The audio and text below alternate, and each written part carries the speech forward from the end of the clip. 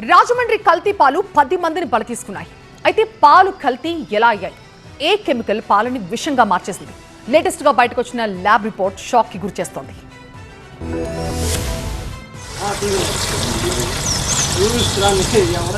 రాజమండ్రి కల్తీపాల ఘటనకు సంబంధించి forensic lab report లో కీలక వివరాలు వెల్లడయ్యాయి. పాల వ్యాపారి సరఫరా చేసిన పాలల్లో ఇథైలిన్ గ్లైకాల్ అనే కెమికల్ కలిసినట్లుగా ఫోరెన్సిక్ ల్యాబ్ నివేదిక తెలిసింది. ఆ కెమికల్ కారణంగానే కిడ్నీలు దెబ్బతిని మరణాలు సంభవించినట్టుగా తేలింది. మరోవైపు రాజమండ్రి కల్తీపాల ఘటనలో ఇప్పటి వరకు 10 మంది చనిపోయారు. మరో 10 మంది బాధితులు ప్రస్తుతం ఆసుపత్రిలో చికిత్స పొందుతున్నారు.